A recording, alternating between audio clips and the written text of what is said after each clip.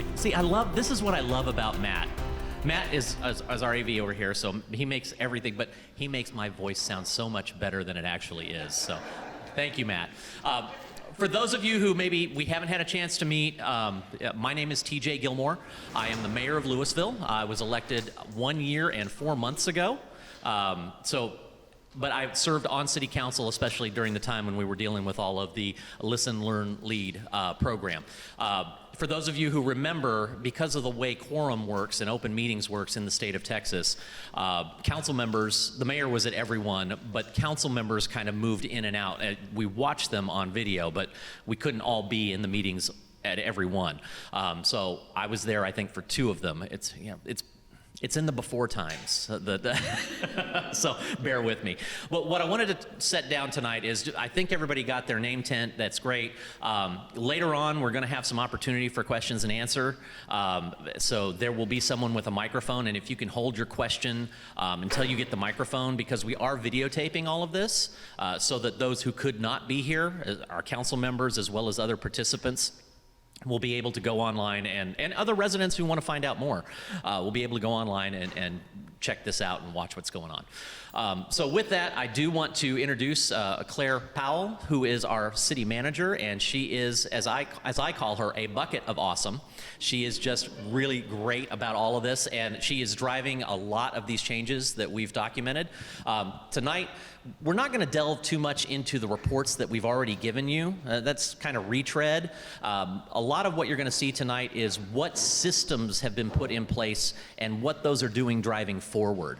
Because I think the goal here is not to check boxes. I think the goal here is to make change and to be able to understand that that change happens over time, right? And that it stays in place. So Claire's going to give us direction on that. She's going to give us some detail on that. And of course, we have a tremendous amount of our city staff here and their departments, and so they'll be available for questions. And of course, they're going to be giving different parts of the presentation as well. So with that, Claire, here's your mic. Do you have the clicker? I do have the clicker. Awesome. Did you want the clicker? I do want the clicker. I could just stand here and click for it. Thank you. There you go. Appreciate it. Hey guys, let me make sure I know where to point this. This way?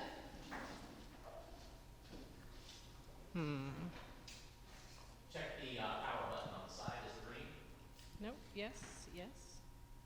There you Let me try again. No, Chris. go. All right. Yes.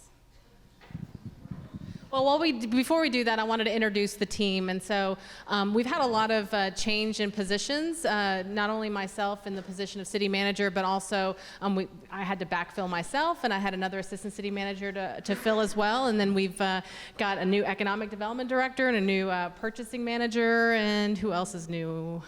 But many people you may not actually know as well, because we were here in COVID, and we didn't get to see you guys in person. So if you guys would go around, you can start, whoever has the mic, start and pass it around and introduce yourself. And tell them how long you've been with the city and what your job is.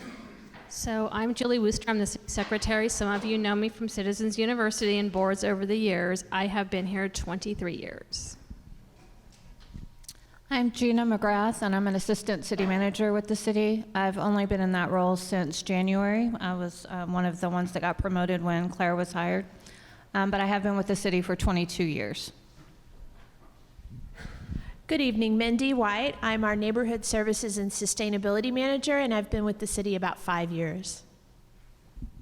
Hello, my name is Christina Williams. I'm the Economic Development Manager, and I've been with the city. It'll be 8 years this Thanksgiving, working in our Economic Development Department, working with our corporate community, but of course the rest of the community as well.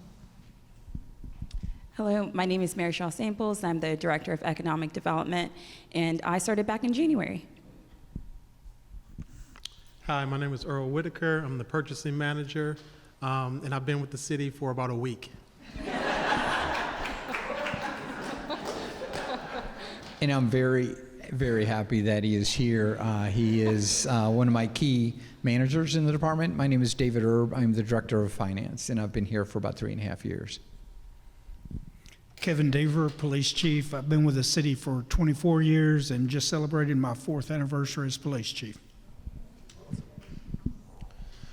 Good afternoon or good evening. My name is Chris Lee, and I've got the privilege to serve as your Chief Technology Officer for the city. I've got roughly, this month will be 21 years within this organization.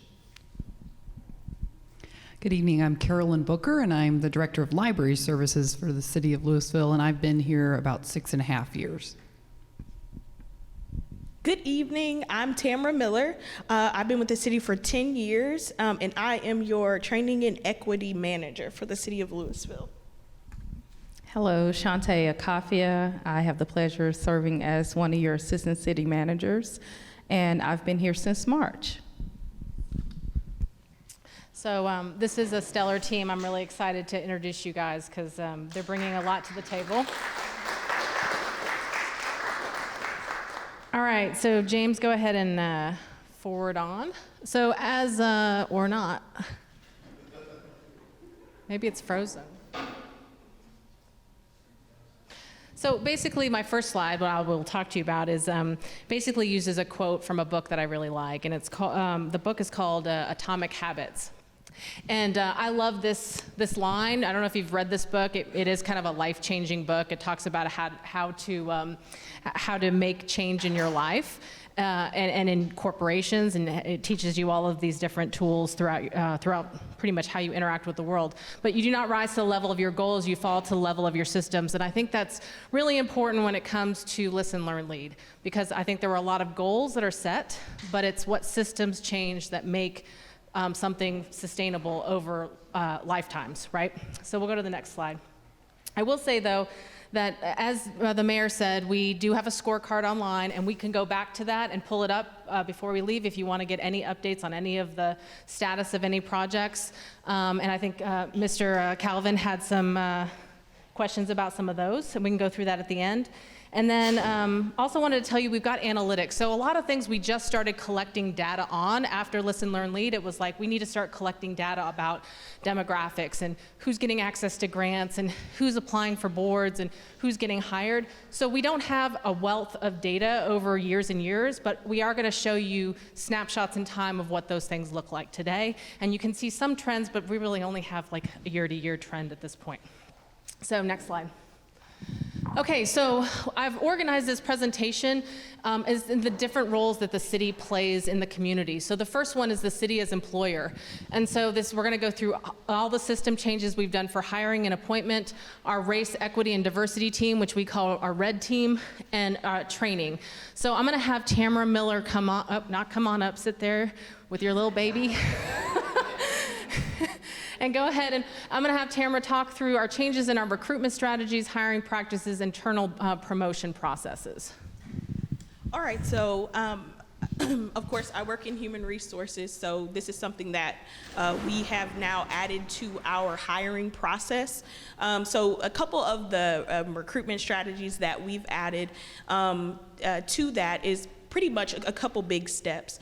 So one being the internal promotion process. So now anytime someone would like to post a position internally, it must go through the city manager to get approval. And then at that point, Claire will, once we pass those jobs to her, she will go through that process. I don't know if you want to take time to talk about what that looks like and what that internal promotions process looks like. Yeah, sure. So the thought process I go through from internal promotion process is this a job that is so critical that the person that's internal could not, like, the internal experience has to be, basically is so integral to getting this role. So for example, running our wastewater treatment plant.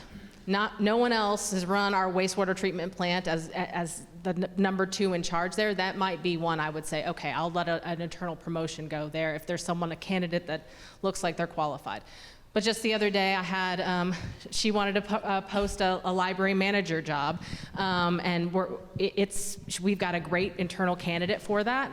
But at the end of the day, it was like there are other library managers out there that should compete. And so we're posting that externally. I think the Parks Department asked me one just last week as well, as we have a recreation educator for Thrive, or not for Thrive, for Leela. And that request was made saying, hey, we've got someone internal that's really great and she's really put her time and effort into this and knows this stuff, but outdoor educators. There's a lot of them in the community. So if that person's great, they're going to still compete, and we'll see how it turns out. So that's kind of the general process, but it does fall on my doorstep to make that determination. Yes, and then another hiring practice that we also started from a few of the recommendations from the committee was to start doing what we call blind PPI, which means that the candidates come through blind. They just have a number assigned to each hiring manager, so they do not see that person's name. It basically is to cut out the bias, and I think if you were a part of that HR session, which I think most of you were, when we had the meetings in 2020, we talked about that. That could be a hindrance for someone who's applying. And so what we did was we partnered with the company that we use, and they were able to do that for us, to set up that process of blind PPI. So when the hiring manager receives those applications, they just have a number assigned to them. They don't see that information. And then when they're ready to go through the process of interviews and all of that, then that information is shared with them. So that is something that we started back from the recommendations we had in 2020. We actually started the process in January of 2021, and we continue that process today. We have seen those numbers change. Again, we only have a year's worth of data, but we have seen those numbers change based on how that hiring process works. We also added to the interview process that for many of our like supervisor manager type positions, we are now adding that you have to have a diverse panel interview. So that means you have to at least have one person of color on your hiring panel. Again, to cut out any bias or anything of that nature. I also think the importance of that is people who are applying see a person of color and that they're advocating for coming to work at this organization. Yep. And then board appointments. Julie, I thought you could expound on that and kind of the process that you go through. I'm going to sit down though. So our boards and commission process, we've updated the software that we use now, so we do have a question in there so we can get diverse questions. We've also added districts also on there so we know where people are from when we do that. When we send those out to the council, they're given both the application and a spreadsheet that shows the different ethnic backgrounds of each of the candidates that have applied to serve on a board or commission. We have, James has a slide in here that'll show that we definitely have had an increase in diversity on our boards. I believe out of the 9 main boards that we have, all 7 of those have diversity on their boards. The 2 that don't, sorry James, I'm stealing some of your stuff. The 2 that don't have specific requirements for the positions on those boards. So, okay. And then our next steps on those hiring and appointments is we're going to continue to expand our recruitment. So I think Tamara missed, you didn't talk about some of our efforts with recruiting in like historically Black universities and other options like that, but it's expanding those. And then expanding our board applicant pool. So what you'll see on the next slide, we'll have some, we don't go to the next slide yet, but sorry.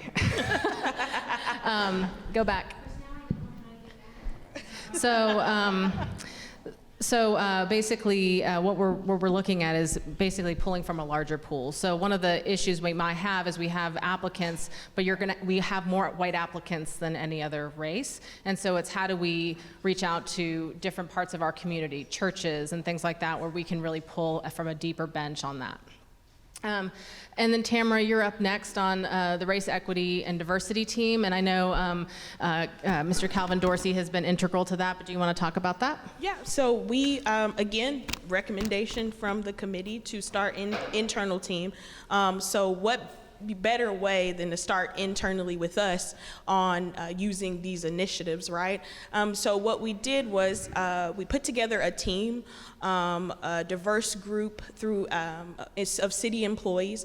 We have someone who 1 to 2 representatives from every department who are representative on this team to come up with initiatives for our city employees. So what the team started out, we said, well, how do we know what they need unless we ask the question, right? just simply. So we did a survey, and from there, we received the feedback, and we've been working through that survey feedback to do different initiatives. So some of the things that you'll see that Claire has outlined there, those are some of the future things, but some that we're doing right now are things like educational monthly displays of cultural events. We also had our very first Juneteenth celebration, which we were very excited about. We had the author DJ Norman Cox. I don't know if many of you are familiar, but he's the author of Juneteenth. You can actually look it up on Amazon, but it's Juneteenth 101. So we had him to come out. He did a session for internally, and also he did an external presentation for the community. So we're trying to find ways to connect these DEI initiatives to our employee base. There are things that we have coming up, things like, I'll just touch on the podcast that we're working on, where we'll spotlight employee stories and just get a better connection with more of our employee base. And again, this too, I keep going back to the survey that we had, but I think Calvin, he did an awesome job with helping us break down some of those results to find out truly what people wanted to see and what they needed. Another telling point was we just went through an unconscious bias training internally for all staff, and the red team was actually a part of choosing that training. We don't normally do things that way, but we thought this is a very important topic, so let's just get a group together and have them to go through all the vendors and choose one that related to them. So we did an unconscious bias training. We received feedback from that, and a lot of people will tell you is that they're excited that the city is actually doing these DEI initiatives. So we have a lot of different things that are going on the team right now, but we are hopeful to see some things in the future as well, if you. Yeah, absolutely. And so, you know, we started with a survey result, and we just recently finished an employee survey that we do, you know, every 3 years, I guess, or it used to be every year, but then we had COVID, so now we just finished one, and one of the questions was, does your city live by high standards and values? And the answers were, that was one of the higher ones of rating. And then also inclusion, do you feel included in your place of work? And those were also one of the higher index numbers. And so really, I think our next step in the next year and a half is to go back out to our employees with a similar survey and really do a deep dive about inclusion and diversity again and true that up, because we've put so many different things in practice in the last couple of years. It's like, okay, let's get another touch point with our employees on that. And then advising the city managers. So this is important to me because there's other aspects of diversity that are coming up, and I just don't know how to necessarily handle those. And I would like to have team members give me advice. So some of those might be the use of pronouns in your emails. And I know we have some departments that are letting them employees do it, and some aren't. And I don't really know where to go with that. And so I would like to have the team be able to advise us on that. The team right now, they're persons of color, but I don't know if any of them are LGBTQ. So that's one of the things is figuring out, okay, do we have a group that's also can advise me in all these different areas of diversity as well? And then a partnership with the Community Inclusion Task Force. We have another internal team of all employees. Well, is all employees plus external people as well. Correct. That are like LISD members and things like that deal with how do we engage underrepresented people in our community. The primary focus right now is Latinx as well as our Chin community, because Latinx population is about 30% of our population, and then our Chin community is about 8% of our population, and these are historically the most underengaged. If you look at the number of people who apply to be on boards, those are a smaller percentage, even though you have a larger percentage in the population. But I think there's an opportunity because these are still, their missions are very similar. One is external focused, one is internal focused, is to get those two groups talking together. I think there could be some really cool overlap there. And then training. Tamara, will you talk about, because we're really proud of this one, our Leadership Academy. Yes, so we did a revamp. One of the things from the recommendations, again, from the Mayor's Commission, was to look at our internal leadership development series that we had in place and to see how can we be more inclusive in this program. So I'll just give you just a quick history on the program. When I took over the training program in HR, it basically wasn't marketed truly to anyone. We would just kind of pinpoint supervisors and managers to take these leadership classes, and they would go through and they would do the whole series, and that's pretty much it. So when we looked at the program, we thought, how can we leverage this to, again, to be more inclusive and to market the actual program to more employees? So what we did was Calvin actually helped us with this. We put together a plan of action to come up with two different programs under one academy. So it's called the Louisville Leadership Academy. Program 1 is open to all employees. It's marketed to all employees. Anyone can apply. The only thing they have to do is just basically get permission from their manager to take the classes. That's because it is time consuming, and there's 7 courses that they have to go through. So now we've opened up a wider pool for people to be a part of the program, and then also to be rewarded and recognized for the program. So a part of that is once you finish the academy, there's a graduation portion as well.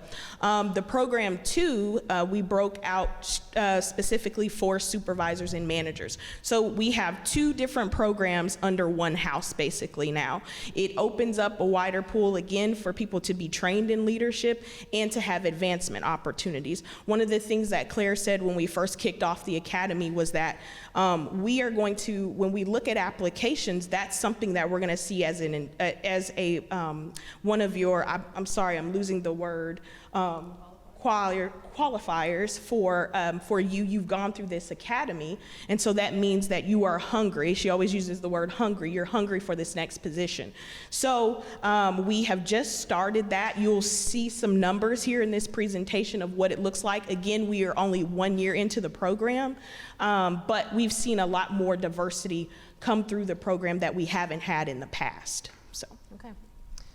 And also wanted to let you know, so we have put our directors, so all employees have gone through a required unconscious bias training at this point.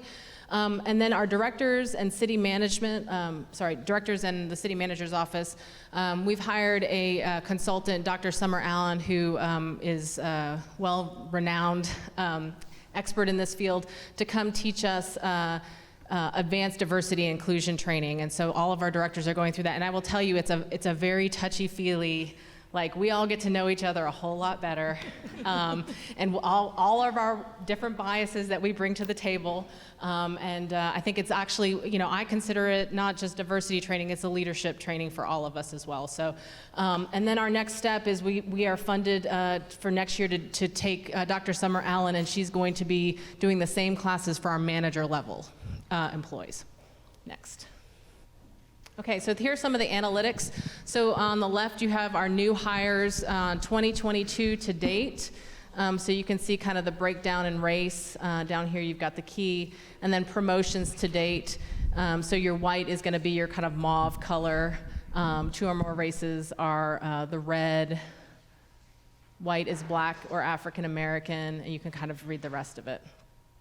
Can we go to the next slide? And these are, this is a comparison of percentages. So you got January through December of 2021, and then January through August, so up to date of 2022.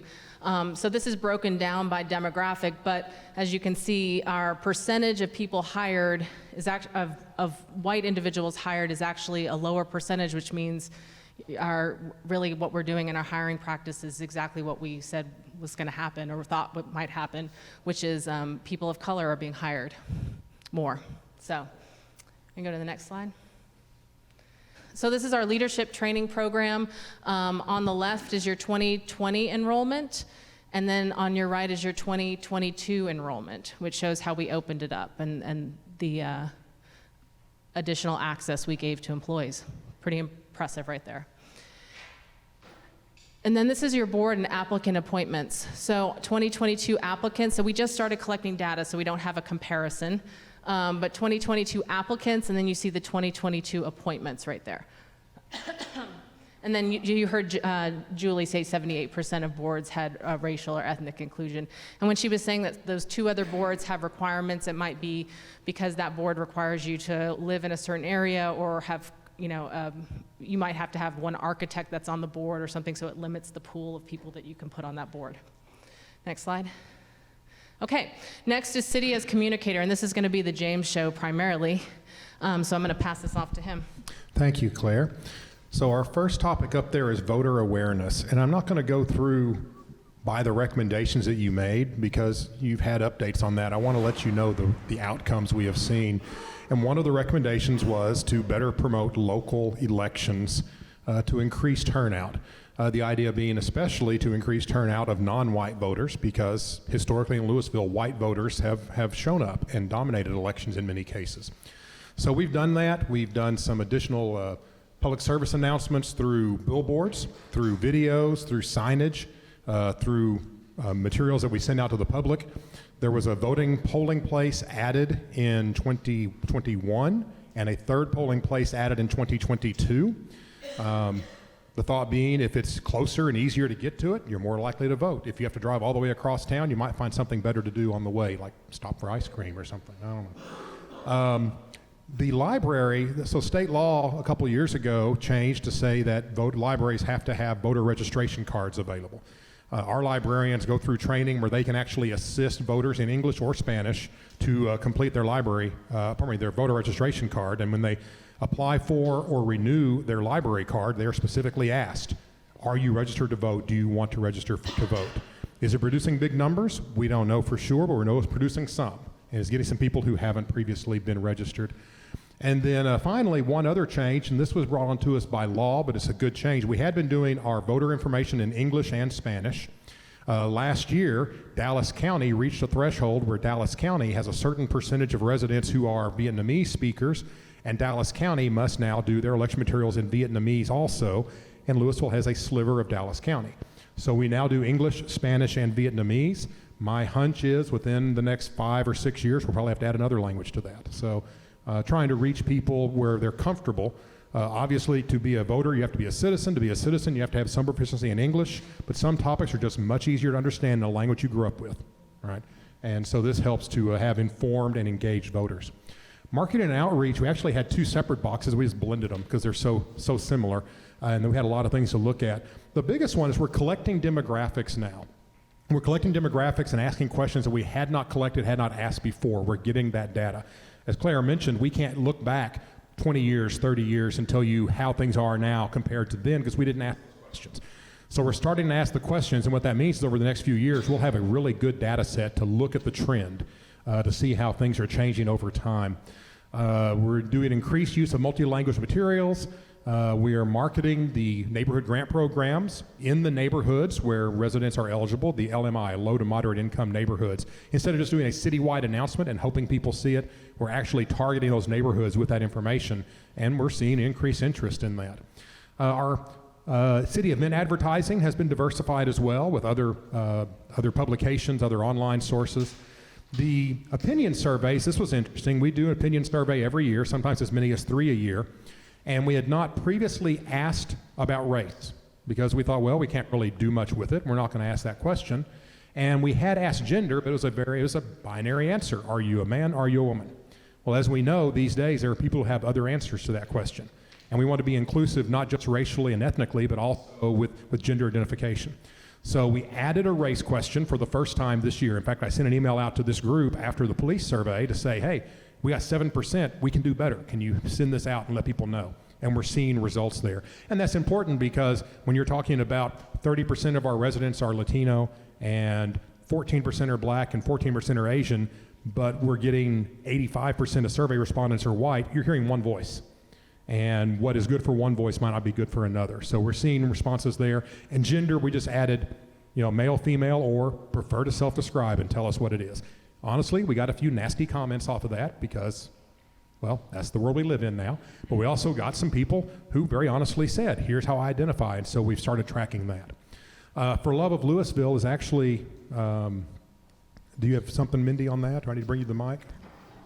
For the Love of Louisville is a program that we do through our Neighborhood Services Department, and it looks at areas of the community where we have residents that are in need that may need some home repairs, some either cosmetic or physical repairs like to fencing, painting their homes, trimming back trees and vegetation, things like that. And it's a program where it really looks at how can we as a community support those that are in the greatest need that can't do these repairs for themselves. And we've really tried to broaden that program. We've done it once, and then, like James said, before time, or it may have been the mayor that said before times, but we did it once and before times, and then COVID just clamped it down. We weren't able to do it after that, but we're coming back this year, this fall, in October, in conjunction with Make a Difference Day. We'll have For Love of Louisville event, and we have right now currently 17 homes that are interested.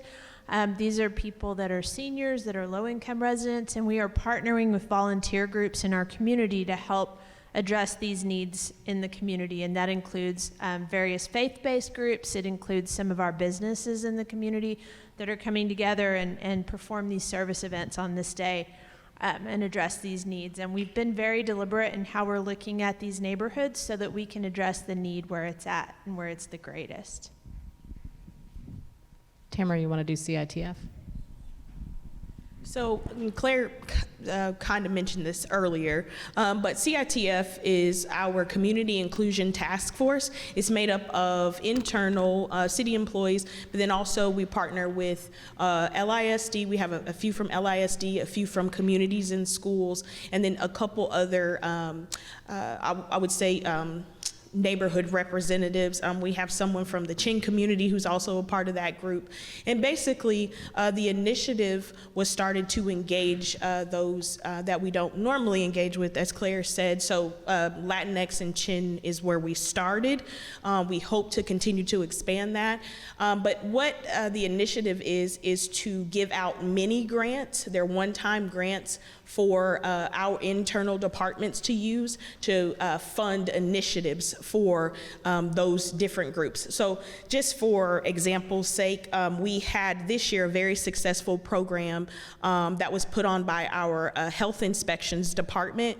And what they created was a program that they were able to go through a Spanish food handlers class. So this is a class that is a very expensive class. I believe it's about $300 per business.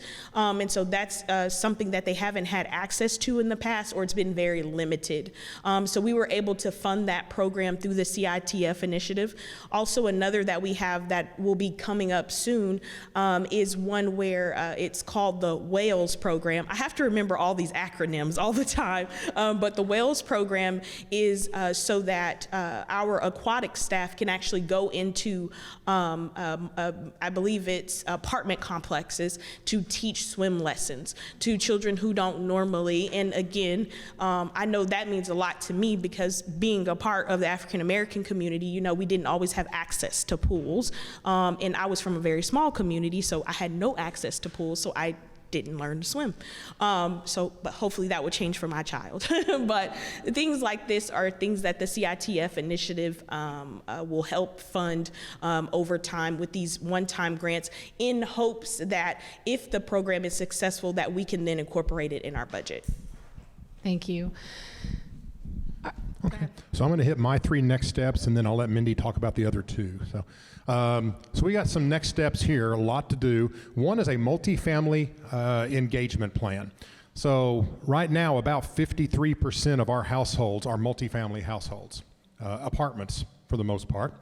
And yet I can tell you from our survey data and from our participation in events and meetings and commissions and everything else that we're getting 2 to 4% participation. So we are missing almost half our population. They aren't engaging. And cities all over the country have trouble making this work. We're determined to be the ones that figure out how to do it. So we've got a plan for this coming year to get in there, roll up our sleeves, and find a way to engage with those residents so we're not overlooking half of our population. We can't survive that way. The 5th one down, that's expanding our survey respondent pool. Now that we know, we can document that we are not hearing from enough non-white voices in our surveys, it's my job to go out and find a way to change that. And so we will be working hard to expand that survey pool and diversify that so we get a true measure of what people are thinking in Louisville, not just what one group thinks. And finally, you'll hear more about ESL classes later, but the Chin community in particular, we're going to try and focus on getting an ESL program for that community. We were talking with our representatives out there, our partners. We've been trying for some time to hire some Chin residents as employees for the city. We see a lot of value in that, a lot of buy-in and engagement. And what we're finding is the biggest barrier to that is language skills. Many of the working age adults, especially especially in their 40s and 50s, came here from Burma, and they don't speak much English. And so they don't even apply because they feel like they can't do the job. But there's demand and there's an interest in having these ESL classes focused specifically on Chin residents. They could sign up for a class at the library now, and we can accommodate them. But this would be one ideally that is actually led by a Chin speaker to make it easier for them and they're doing a great job of assimilating the U.S. culture while still retaining their very rich culture. We want to help with that process. And Mindy, you got 2 and 3. Thank you. Okay, number 2, talking about expanding our code abatement grants. This is a program that's currently in place that helps address certain areas where we're seeing problems where someone is getting notices or violations of code enforcement and they're not able to take care of it due to being elderly, being low income, and this grant program will help with those code abatement issues if they qualify and meet certain criteria. And we're looking at expanding that so we can address those areas where there's a lot of need there. The next one is one that I'm pretty excited about. Our team has done a lot of brainstorming and have a lot of really great ideas on how we can expand the marketing for our PEP program. That's our grant program that provides up to 50% funding for external repairs for the home. It could include new windows, new fencing, replacing a retaining wall. We have a lot of older retaining wall issues around different parts of the city that's definitely helped. It's a very, very popular program, but we're finding that it's not hitting all the areas in the community, and there's people that are eligible for it that aren't taking advantage of this grant funding. And so we've really been coming together and trying to be strategic about why are we missing these people, why are there gaps in certain community areas, and how can we help these people take advantage of this program and help repair their home. We have a new grant specialist that's fluent in Spanish. One of the ideas that he had is going out to some of our community supermarkets and having tabling where he's speaking to people in Spanish and telling them about the program as they're running their errands, looking at just how can we connect with people that we just haven't been able to make that bridge with yet. It is a reimbursement grant also, and one thing that we found with some of our low-income families is that's a barrier for them if they're having to do reimbursement for a repair. So he's also been talking to some of our local banks about how can he set up a relationship there that can help some of these families address that concern. Okay, next, please. All right, so these are some of the analytics that we have. So James, you can see when he was talking about how we've had better turnout percentage-wise on ballots cast. You can see see that trend, and then you see the PEP grant application. So this again is that snapshot in time, and what Mindy's talking about is trying to come up with a strategic plan to basically market this to different areas that are not represented as much as in the applicant pool. So right now, race 23 white, Caucasian, and then 8 black or African American, 2 Asian, and 10 preferred not to respond. So next slide. And then these are the breakdown of ESL classes and the race and ethnicity of folks that are attending those. Next. All right, the city as event organizer. Next, please.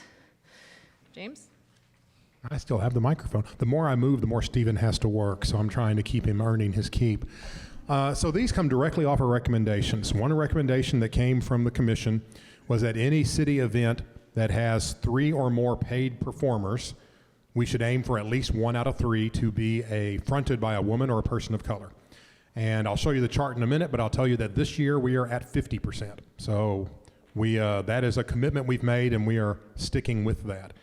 The exhibits and activities at the Arts Center, again, the recommendation there was to actively include artists of of a diverse background in the rotation of visual exhibits at the Art Center, and we are doing that. We've had some wonderful exhibits. I hope you're going out to those.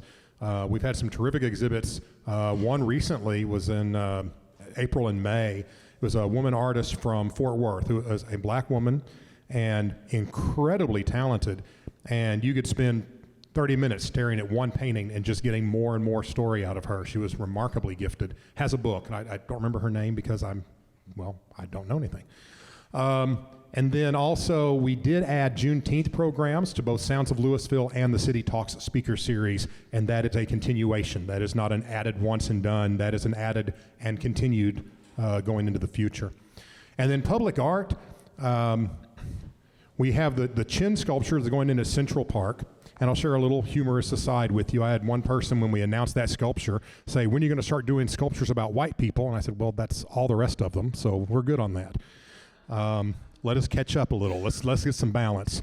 So that sculpture, you'll see in a minute a mock-ed of that. We're very excited. That final design just got approved, and we actually now believe it's going to be installed probably in March of 23 because they made a few changes on design. But early 23, it'll be installed.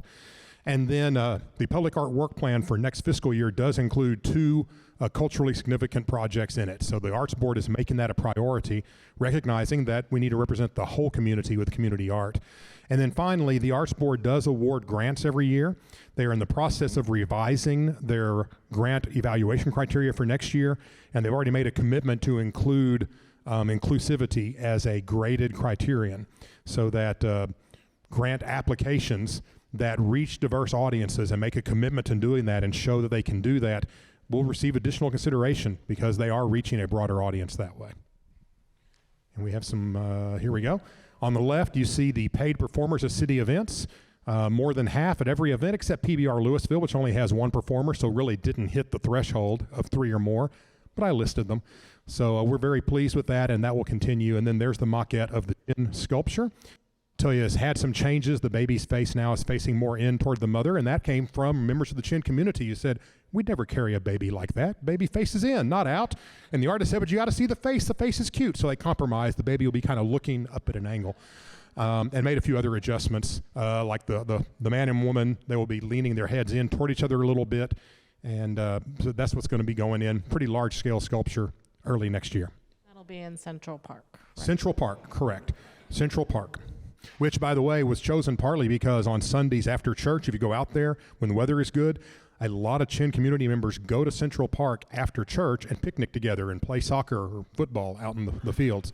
And so we thought, what better place to put a celebration of their amazing story that brought them to Louisville.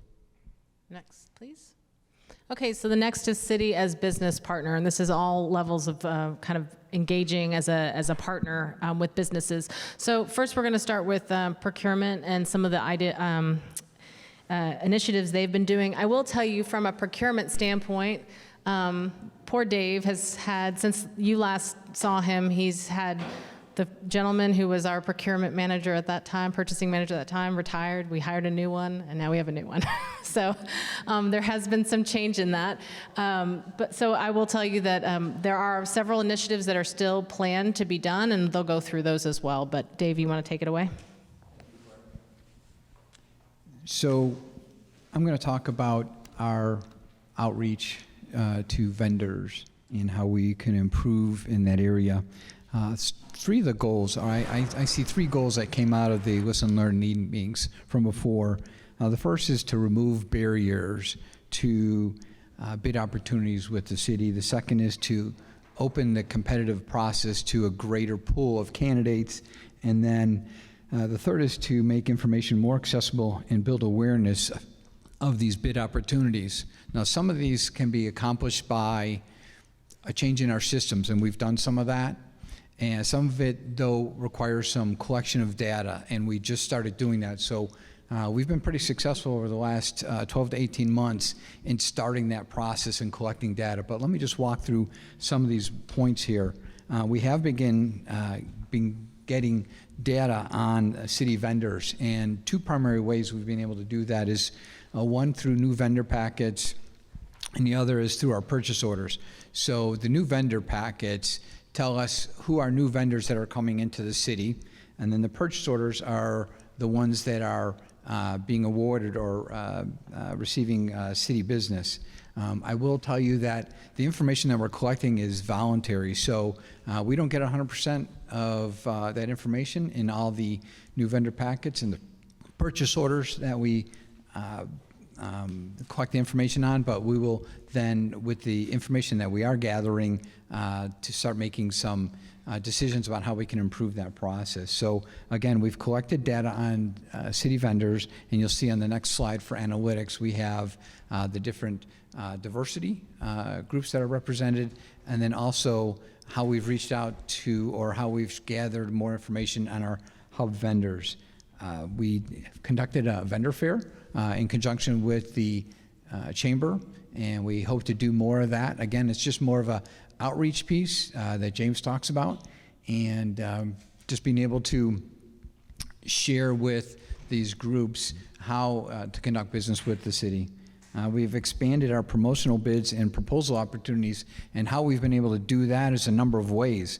We've got more inclusive practices in our advertising and an outreach of those bid opportunities. So we've selected a new web portal for submitting our, or for having vendors submit their proposals. And one of the things that we encourage all vendors to do is become registered on this platform, and then whenever there is a bid opportunity that gets sent out from the city, it automatically reaches out to those vendors. So we're working on building that database up.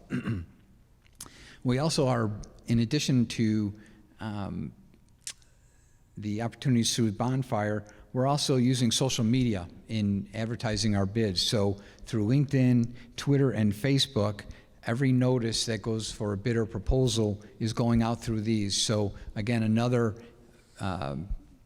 avenue for reaching out to the business community. And then the third is we've just made a number of changes to our website. We've made purchasing a little more prominent on the website. So from the homepage, you don't even have to drill down to another page. You'll see that there's a link to bid and proposal opportunities. So we're excited that's there. When you drill down to the purchasing website, you'll have information on Bonfire, information for vendors to come in and register for that service. So again, we've done a number of those things to reach out.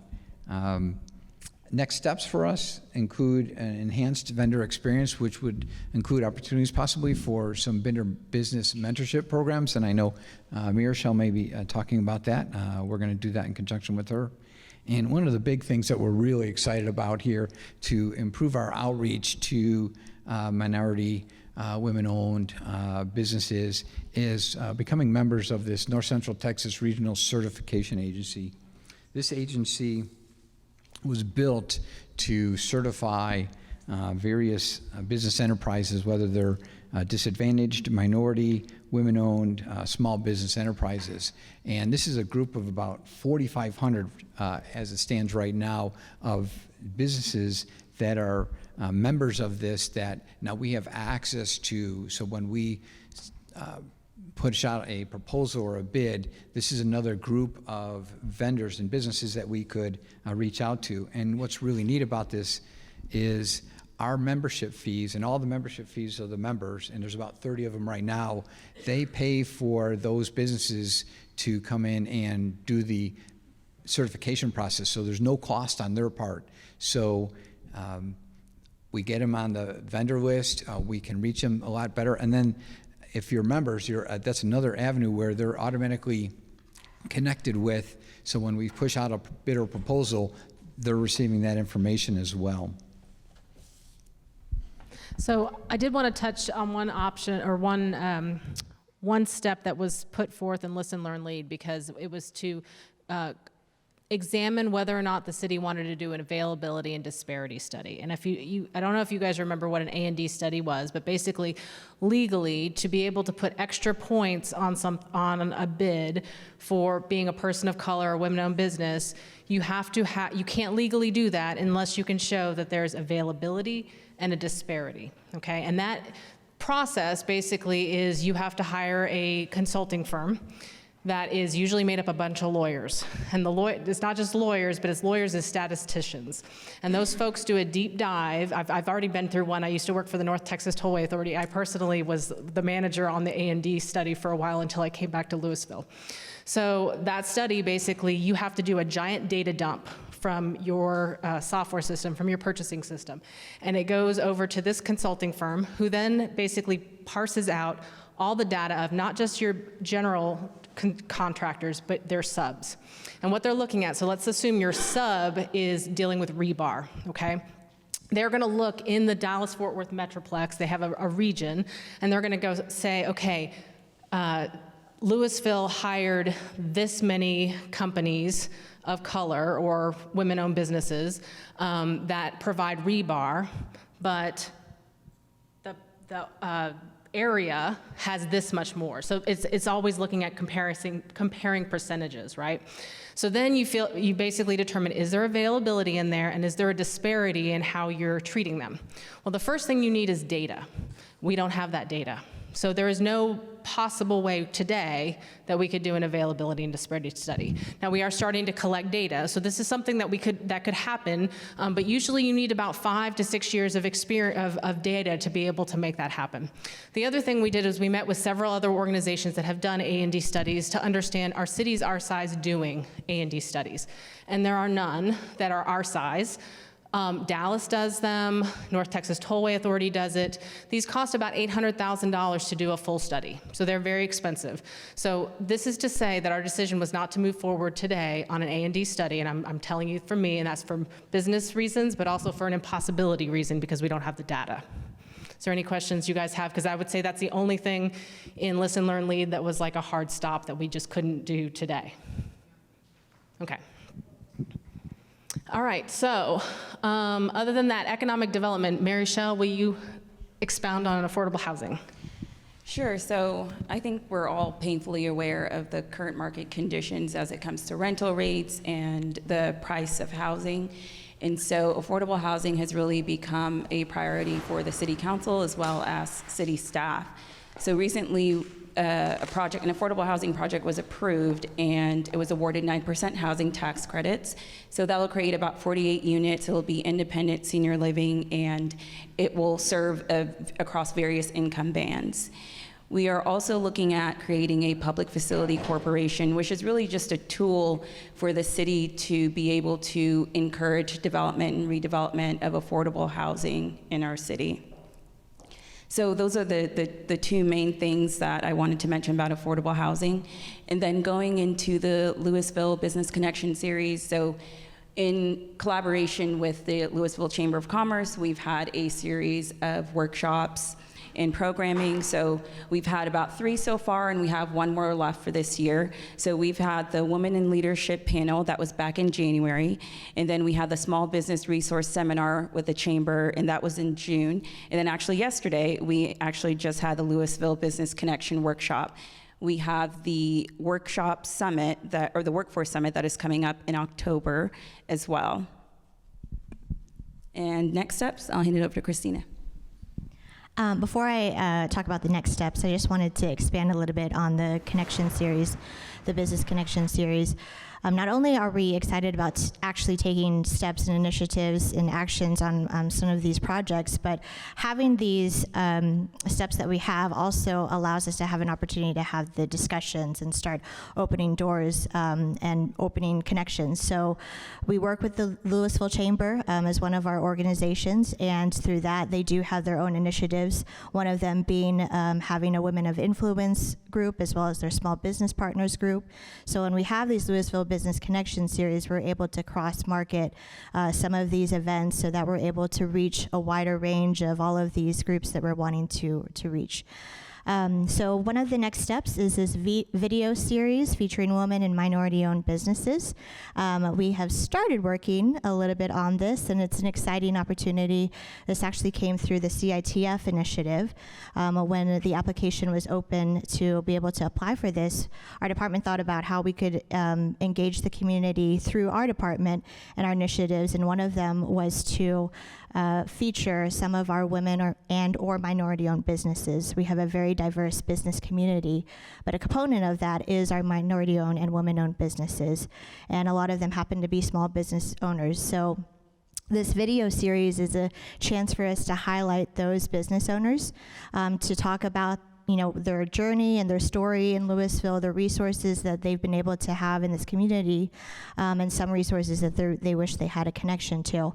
And so we're able to be able to talk with them. It kind of gets us out of the office, off of the paper and the stats on the paper, but be able to actually go in person and meet with these business owners. And we are hoping to have a couple of business owners, about 3 or 4 or so, to have a video to use for a marketing tool that we can use on either our social media platforms or our local channel that we have here. And I wanted to mention one of the organizations that we're working with is actually the Small Business Development Center. And so when I was talking with them, and we mentioned, we want to be able to reach some of these businesses, and some of them are in our Chin community. And at the time, there was not a staff or any sort of connection to the Chin community that the SBDC had. And so after we had kind of talked about that, Lori Logan at the SBDC had gone back to, I guess, kind of their regional office and said, is there an opportunity where we can have someone come on board for the Chin community, so that if we have this Chin community business owners come in, they have someone that they can talk to. And so now I believe that they do have someone on their staff to where someone can come in, actually sit down with someone, go through some small business resources, planning and things like that. So it's an exciting opportunity, and we're hoping that through this it just becomes fruitful in a long-term business partnership. Thank you, Christina.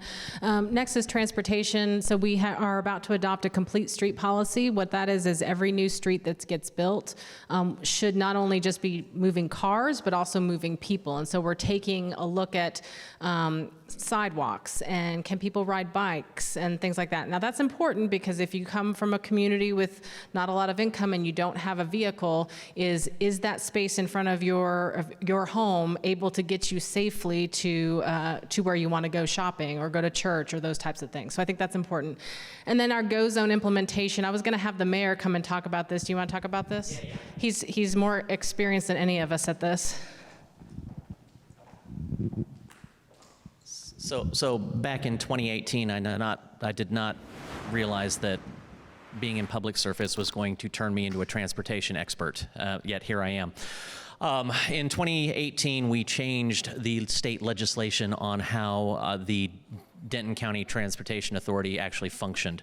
And it allowed us to focus more of our resources on the 3 cities that actually put the money in to make the system run. For those of you who follow our bus system, we had 2 bus routes, and the statistic was they moved roughly 194 people a day. They covered less than 40% of our folks and less than 50% of the city. So if you weren't living on a bus route or within a walkable distance of a bus route, or if your business was not on that route, you couldn't really get the advantages of public transportation. It's a limited pool of money, so you have to get the most out of it. We spent the last almost 2 years now reviewing some of the newer technologies that are out there. And so what we were able to start was this program called the Go Zone. And I don't know has anybody seen it? Anybody heard about it? Yeah, Go Zone? Okay. So Go Zone is really simple, and yet it gets a little complicated. So a lot of folks will describe it as it's a publicly subsidized Uber, with a little bit of a difference, because it's not your private car. When you do an Uber or a Lyft, that's a private car from door to door, right? This is a public vehicle, and it will pick you up, and then it'll pick somebody else up along the way, and the software designs the route. And so it's constantly trying to keep the vehicle full, but also get you where you need to go in a timely manner. The system itself, we are moving more people today in Louisville by a factor of almost 2. And it's only been in process for 12 months. So people, residents, families are finding this incredibly useful. And what's great about it is if you've got a kid age 13 and up, they can use it. You don't have to have a car. Mom and dad don't have to juggle schedules to try and get their kid to a band or a sports event. If you've got a family member that maybe they shouldn't be driving the car, or maybe you just don't want to drive the car, you can get to anywhere in Lewisville and Highland Village, or you can go to the train and get up to Denton and go anywhere, almost in Denton, using this system. So if you got mom or dad, they want to go somewhere, and they don't necessarily need to be in the car, or you don't want to be, go. Heads out to Castle Hills, comes on back.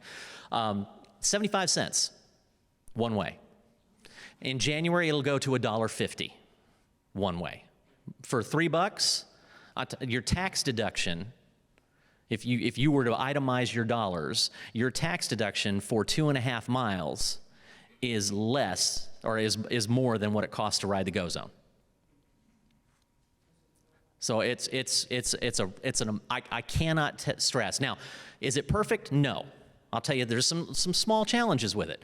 Number one, there's a limited amount of vehicles, right? So in the morning, if it's like everybody's trying to get to work at 8 a.m., there's only so many vehicles and they can only get to so many people.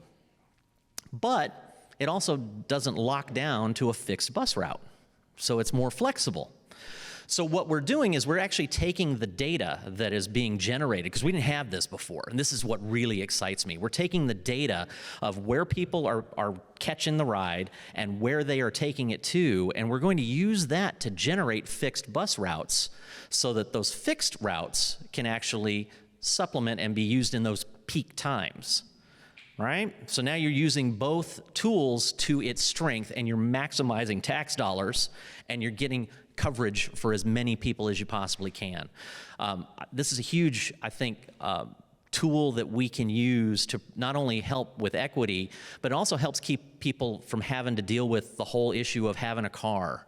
Or having to, if I have to have a car, then I have to live 90 minutes out because I can't afford to live in Lewisville and have a car.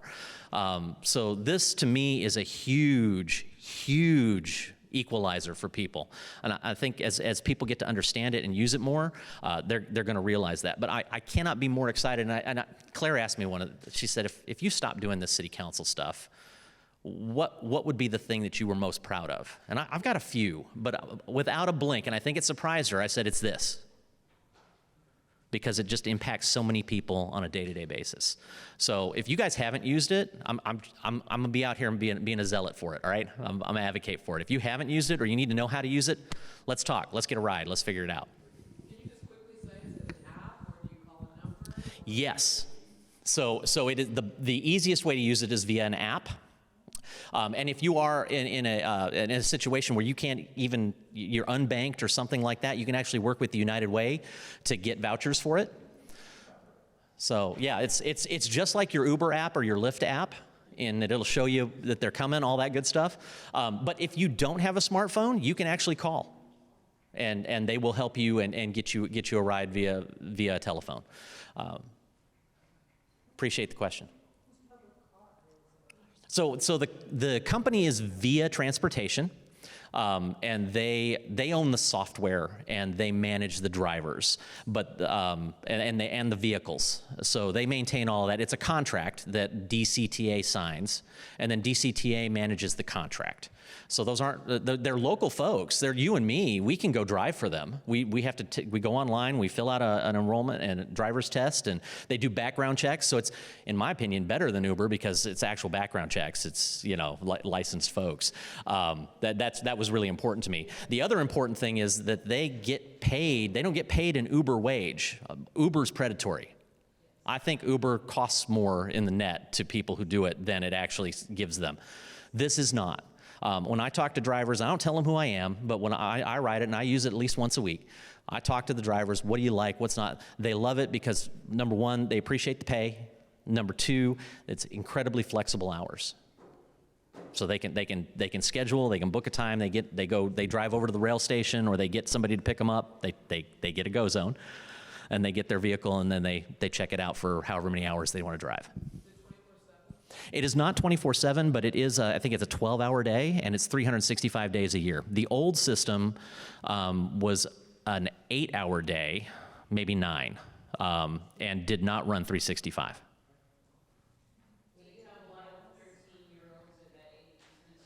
So I took it on Tuesday, and there were 4 middle schoolers that were in my vehicle. And it's a double-edged sword. I'm like, okay, you're taking up a lot of space for folks that maybe need to get to their job. But by the same token, I'm like, there's a family that needed to get kids somewhere. And here's some kids that are having independence. And I was really excited about that. So, you know, we're going to have to balance that. We're going to have to figure out what we can do with the tax dollars that we have. But I think there's an opportunity to actually work with the school district here. You know, and there's that gap, right? For those of us who've had kids in the school, if you live within 2 miles of the school, you got no bus. You're a walk-in school bus, and for some families that's fine, and for a lot of families that's not what they want to do. This is a great gap filler, if you will. Yeah.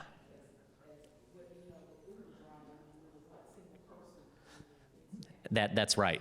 And so and you know, we here in Louisville, because the DCTA offices are in Louisville, we have that data. Right, we know where all those vehicles are. We see it every day. It's not I mean, VIA's a big corporation, but we have visuals on everything. So our team can see all of that. I lost my wallet 3 weeks ago. I got a brand new wallet from Odin down in Old Town Leatherworks. But I spent way too much money on it, but he makes good stuff. But I lost my wallet in the go zone, and you know, they tracked it and they looked around. They knew the vehicle and all that stuff. It took about 4 days, but I got it back. So you know, it's just. It's a great system. Louisville, Highland Village. Yeah, so it's only cities that pay in. Now we're working on that. We're going to see if we can't get some Flower Mound, if we can't. Because here's the thing. Some cities are going to go, a bus? I'm never having buses, for whatever reason. But I get a go zone and I don't have to take my kids places, or you pick the number. But those cities as well, they need employees. So Louisville folks maybe have the opportunity to pair with those businesses and get employees over there. And I've probably taken more time on GoZone than was intended, but I love it. And I need you guys to go out there and be proponents for it, because it's an amazing system. It does not at this time.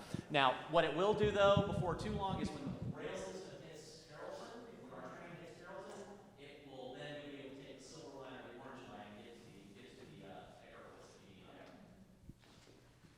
Yes. Thank you, Claire. I've got a quick question since we're on this slide. In lieu of not doing an availability and disparity study, has the city given any consideration to setting internal goals to make sure that the city of Louisville has inclusive purchasing? I think that might be the next step. We need to get the data, correct? Yeah, and obviously we also have to run it through legal department too on setting goals, because that was the whole thing with setting points as well, as do you have a legal basis to be able to do it? But we can look into it. Yeah, I know some cities do. Okay, I'll have to research it. I don't know what, I mean, I think there was discussion, and I think it's something that's on our list to do, is to look at looking for people when we're looking for best value, is if they have an inclusionary practice or something like that, but I've not heard of goals setting, because ultimately, if it's a competitive process, I don't know how you set goals if you're just being competitive and looking at them as if it's blind to what they are, right? So I don't know how that works. Okay, next. All right, so these are some of our analytics for our vendor identification. So Dave, do you want to walk through these at all? Yeah, real quick. So we started collecting information on new vendor packets and in the purchase orders. So the table on the left shows our new vendor identification. And since October of 2021, we've issued or sent out 334 new vendor packets. So we only send out new vendor packets when we have vendors that we're going to start paying. So 334 new vendors. Of those, 75 identified within one of those 6 categories or above, 5 identified as belonging to 2 or more, such as women and Hispanic. So that is just the start of the collection of the data. And again, this is all voluntary.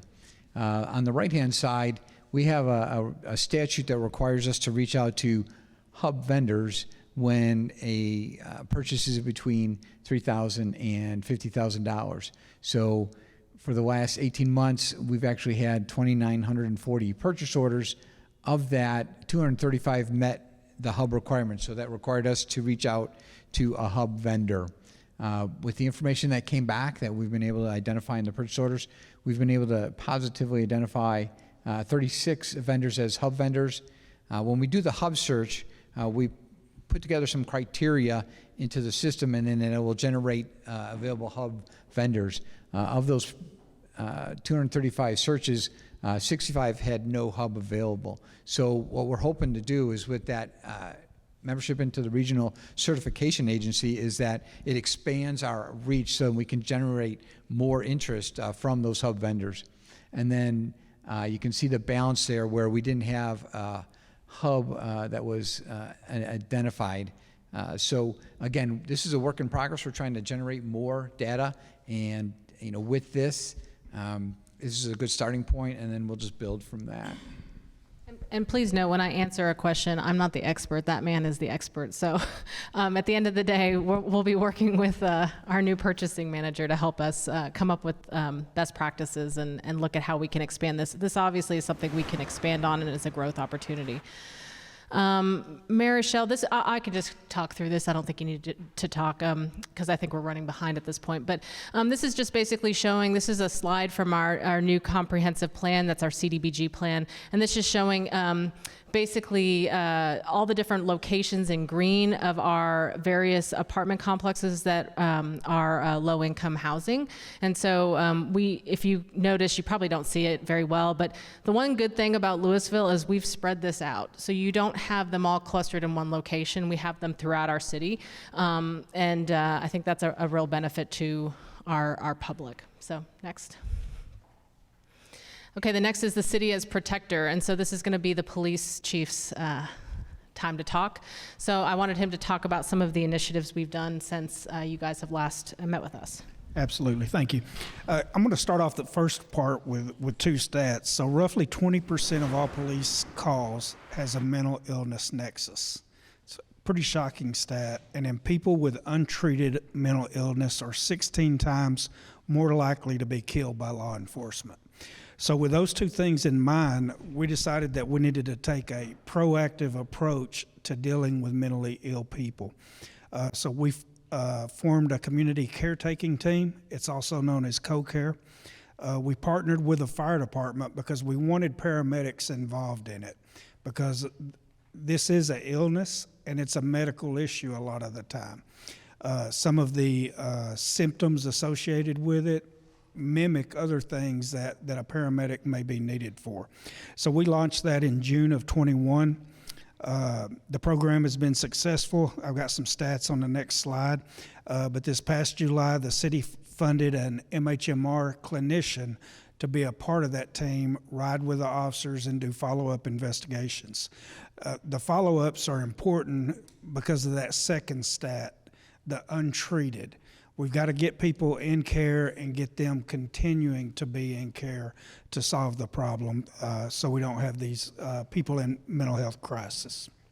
Next thing I'll talk about is the transparency page. A lot of things on our website. We now put our general orders on the website. We have a racial profiling report, all of our use of force and arrest statistics. Each year we post those on the website. Termination report, and just a lot of information that previously we never put out. And quite honestly, I don't know why. We just never really thought to do it until there was this big move for transparency. And when we talked about it, we were like, well, why don't we put our general orders out? It's nothing tactical or that's going to give away any procedural thing that we do. It's policy. Let's put the policy out. So that's what we move towards. Talk about expanded outreach. So we've been doing Coffee with Cops for several years. And we wanted to widen the audience that we were getting at that. So now we're looking at Cones with Cops and different things like that to really engage a broader segment of the community. We just had a Cones with Cops. It was awesome. They had donut flavored ice cream. I figured y'all would laugh. All right. Make sure y'all are still awake. But it was awesome. We had a vast variety of the community there. There were kids there. Officers engaged them greatly. So it was an awesome event. Coming up on October 3rd, I'm going to have a National Night Out Town Hall, and that will be at the Servant House on Round Grove Road. It's something new that I've been wanting to do, but with COVID restrictions, we just couldn't get out and have a lot of people in a closed-in setting. But I'm excited to get back to doing that. Shift training was one of the things that came out of Listen, Learn, Lead. We subscribe to a company called Police One that offers short training segments on a variety of different topics.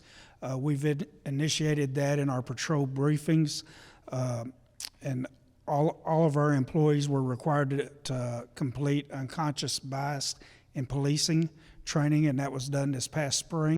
That was through that subscription. And then we do just tons of training and briefing. Every briefing we have, there's some sort of training that takes place. We have a program through the Texas Police Chiefs called Vincible, and that's to show that we are vincible. So that training comes out every month, and it's usually scenario based, and it's real life scenario stuff. This happens, what do you do? All right, what do you do if this happens? And the supervisors really go through those encounters with all the officers and gets them thinking about what could happen and what has happened. And they also review use of force encounters to see what was done well, what could be improved on, how could we have prevented a use of force from occurring. Next, I'll talk about policy with de-escalation. So our policy now requires that all use of forces, de-escalation must be involved in that if it's feasible. And we do track that, and that is all reviewed by our Safety Review Committee.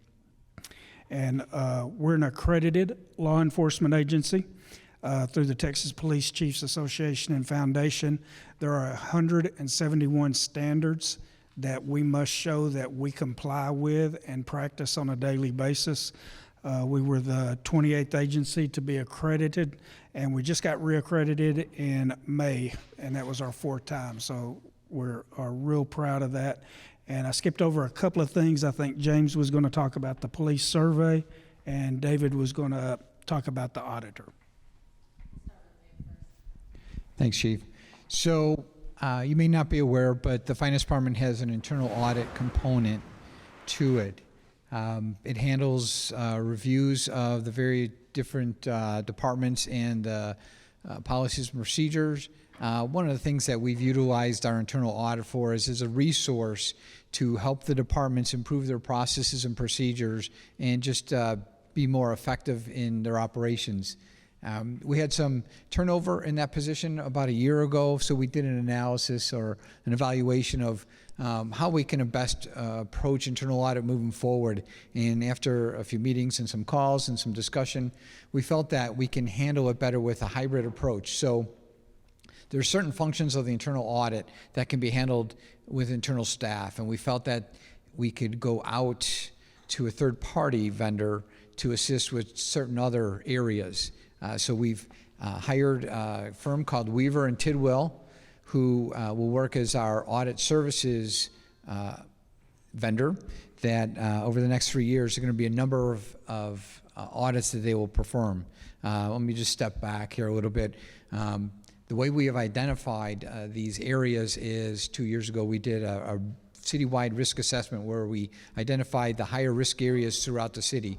And as you can imagine, some of them have to do with information, transparency, cash controls, those kind of things, basic auditing procedures, but then some of the other outward-facing departments like police and fire and public works and exposures to risks that they have. So we just started with this program with Weaver and Tidwell, and right out of the box, it was the police department that we were going to work with in helping them identify different areas and how we could improve process if needed, or if things are good, then we can just sign off and feel good that we're doing the right thing. So before these areas that I'll name off in a minute were selected, there was a couple conferences between the audit firm and the chief and his team, and they went and there was probably about 30 different areas that they could audit. practically wouldn't be able to get them all done in a single year, so we've developed a multi-year plan to go through the areas of audit for the police. But let me just share with you what's going to be in scope of the audit that's actually currently taking place. It involves areas of police administration, field operations, investigations, and property evidence. So it's a pretty wide range of areas that are going to be covered. And specifically within those areas, there's going to be a review of recruitment and training practices, records and reporting, the RMS system. Under field operations, we're going to have a review of SWAT operations, use of force and response to resistance. Again, they're going to be reviewing those areas and how well the practices are matching up with the policies. Under investigations, how is impress funds and confidential informant information being handled? And then lastly, under property evidence, it's money evidence management, drug and gun destruction, and chain of custody. So again, a wide range of areas that are going to be under audit. And again, this is a multi-year program, and I think they're also going to do audits in other areas of the city. And we just thought that a good starting point would be with the police department. The 2022 Police Services Survey was conducted online during the month of July, and we received a little more than 800 responses. This was the first citywide attitude survey out of our office to include a question on race, and the first to include the expanded question on gender. And as I mentioned before, the participation by non-white residents in the survey was not particularly high. That's one of our goals, one of our objectives, is to expand that respondent pool. So there wasn't enough responses in any non-white category to be able to make a statistical comparison, but we can make anecdotal. Now what that means is if, for example, there were 40 black residents who responded, I can't say what those 40 people said represents every black resident in Louisville because they're such a small group. You got to have a larger group. But I can look at it and look for trends, and we saw some interesting trends. For example, some questions asked about the sense of safety. How safe do you feel in your neighborhood, other neighborhoods, in downtown, at a shopping area? And non-white and white, almost the same. Non-white, slightly less sense of safety, but statistically they're almost identical. And that's good. We're happy with that, even though there's some numbers to add up. But then when you talk about factors that impact how safe they feel, we saw some differences. The black and Latino respondents were much more likely to point toward environmental factors, such as street lights or graffiti or dilapidated property, while the white and Asian respondents were more likely to point at specific crime elements, such as hearing stories about crimes or hearing sirens, things like that. So the difference between the fear of a crime that might happen and a fear of the environment that looks like it could lend itself. I can't tell you statistically if it is valid, but at least anecdotally it's a trend to look at. And then I had the other item in my head and it went away. So there are some differences there. Until we expand our survey respondent pool, I can't tell you for sure they mean anything. That's why we need to expand that pool. But as we go forward, when we expand that pool and get a better representation within our survey so that all voices are being heard at some proportional level, then we'll be able to go to the police department and say, here's what the residents are saying in these various communities, here's the messages you need to be getting out there.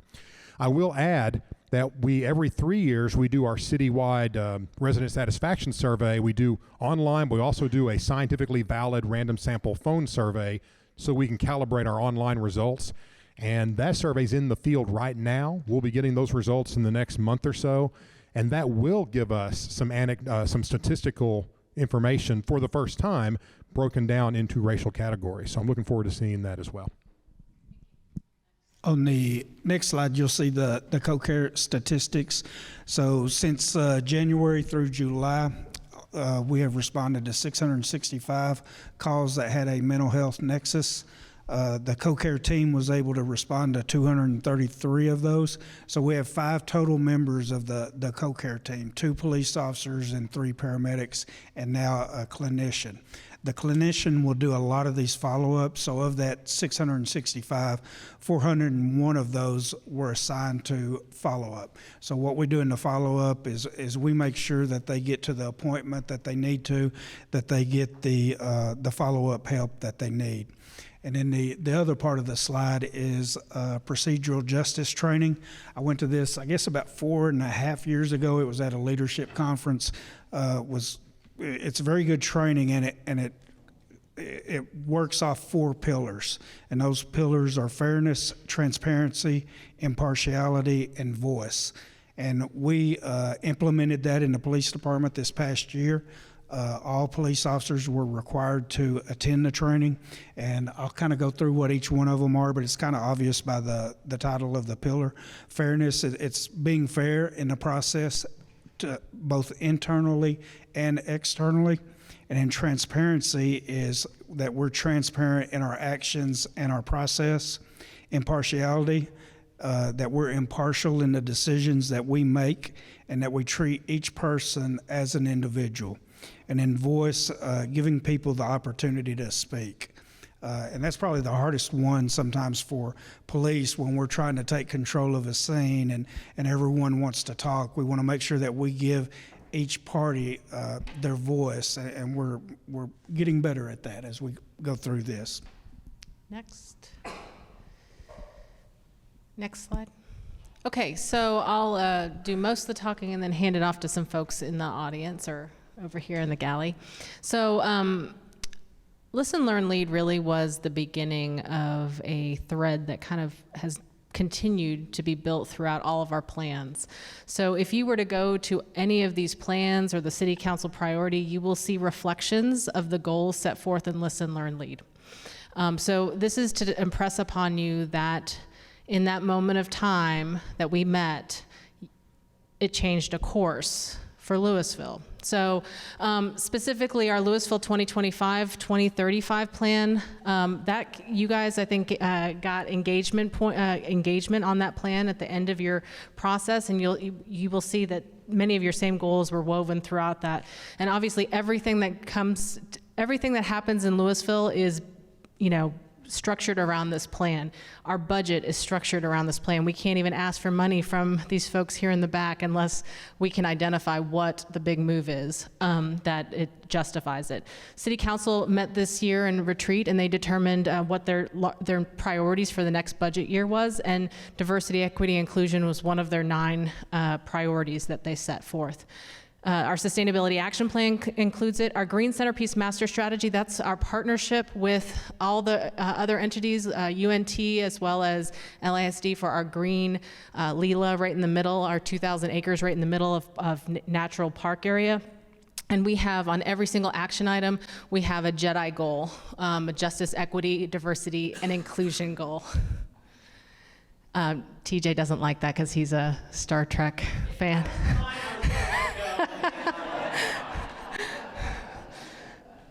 And then our healthy infrastructure plan, right now, that's our park master plan, but we're kind of expanding on that. And right now, our staff is coming up with a prioritization of parks to meet our 10-minute walk to a park, so every one of our residents eventually will live within a 10-minute walk to a park. And that prioritization right now, we're working on basically, staff is doing an equity analysis of finding out how to prioritize that. Now we'll present that to council. They can determine what the priorities are, but that is going to be the basis of staff's recommendation. And then our consolidated plan, our fair housing plan, those are both CDBG items, and those always include equity. That's the whole basis of those plans. And then our unified development code, we're going through a code rewrite right now that's going to allow greater flexibility for more affordable housing options in our community. So basically reducing down the required minimum square footage for a house in certain areas, allowing more duplexes, allowing for granny flats and those types of things. And then equitable investments. So these are some big investments we're making because we know that people in the community that will be served by these are low to moderate income. A lot of them end up having larger percentage numbers of persons of color, but also health indexes are lower in those areas. They have, a lot of them have higher crime areas and those types of things. So we are creating a park in the middle of our triangle area, so that's going to be at Corporate and 121. And the name that is proposed but has not been adopted yet by council, but staff will be proposing that we call it Glory Park or Parque de la Gloria. The community there is predominantly Hispanic around there. Our Southwest Parkway is planned to be a complete street, so there will be tree-lined and big wide sidewalks so that people can get, there's a lot of multifamily out there, a lot of lower average income is lower there, and so getting those families to those parks easier. I've worked hand in hand with Commissioner Mitchell on Hembree. So we have finished design on the larger streets on Hembree to make those, I think it's Mackenzie, Redbud, and Hembree, I believe, to turn those into beautiful new concrete streets. But then we have asked the county if they could also help us with their new bond election to include the smaller streets and make those full concrete curb and gutter as well. And Commissioner Mitchell was gracious enough to put that on the list, and so we thank her for that. It took me taking her out to barbecue. No, she was all in it. I twisted her arm a little bit. And then if you guys, I'm sure you all know about the Hembree Cemetery, so there was some cleanup over the last year, so that's a historical black cemetery, so it's been long forgotten, bad road access out there. There's probably gonna be some better access because there's gonna be a development in front of that that we're kind of working through, and they've already promised to give us access to the public through that. But this is, I think it's how much money was it? $250,000 of CDBG funds has been allocated for next year for a cleanup of that cemetery and trying to get a good plaque and do a better fence and things like that. So we're really excited about that. Serve Louisville is a one-stop shop nonprofit, so we're putting $2.5 million of ARPA funds, federal dollars, towards that. That's going to basically be a nonprofit that serves nonprofits. So this nonprofit is going to come in and basically create a space so that other nonprofits can co-locate. So that's going to be really exciting, and we're getting all of our contracts done right now with them. Broadband Infrastructure, Chris, you want to talk about that? Yeah, absolutely. Thank you, Claire. And in fact, I'm going to stand up here so you guys don't have to turn around. You heard the mayor talk about, the go zone, and for me, this is my go zone, right? And so, well, several years ago, LISD had a program where they started to assign tablets or iPads, right, to kids and taking those home. And I think a lot of times for those of us who have internet access, we kind of take it for granted, right? It's almost like a utility, quite frankly, like turn on your water.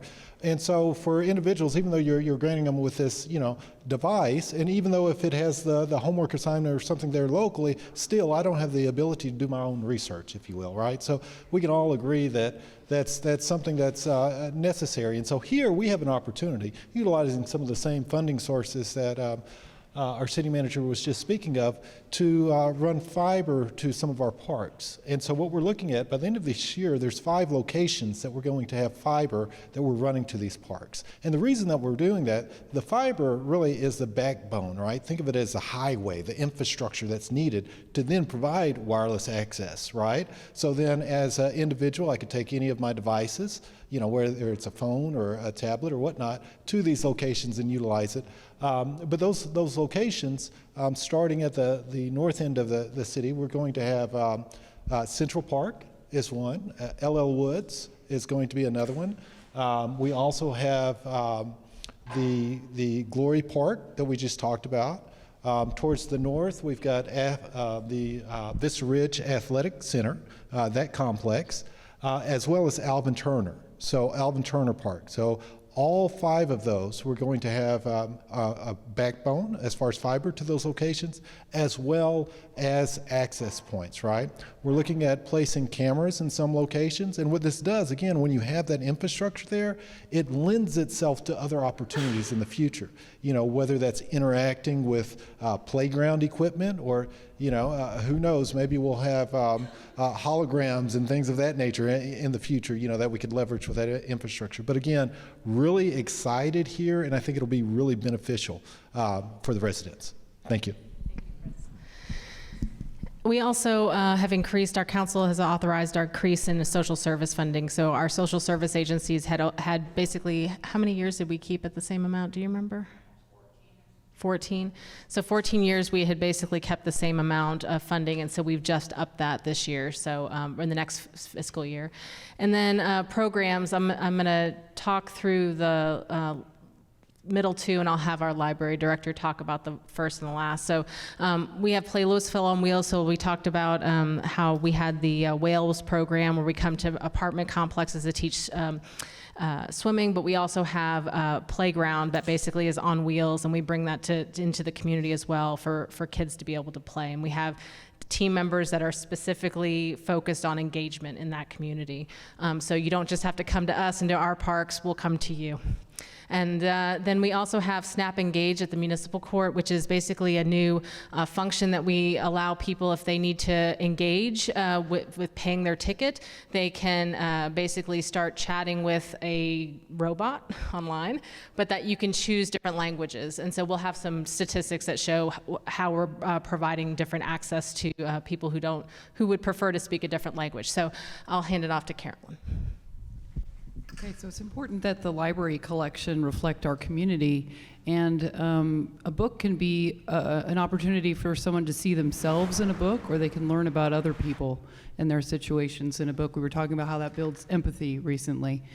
So the library had an opportunity through a vendor to share our information on all of our print materials with this vendor, and they could analyze that against the average public library, and also give us detailed information on how our collection fares in representing different categories of inclusivity. So we were able to send that out and get that information back. I provided that information to all of the librarians that do selection of materials in the library.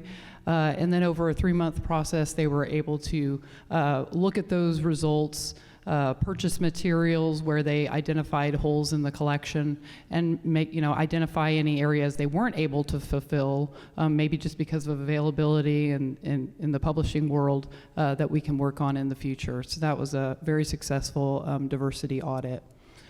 We also provide ESL and GED classes at the library, and you did see earlier that we do have a diverse group of people that come in multiple days a week, and that we basically are able to provide that service, and it's a great way for Louisville to be learning in the library.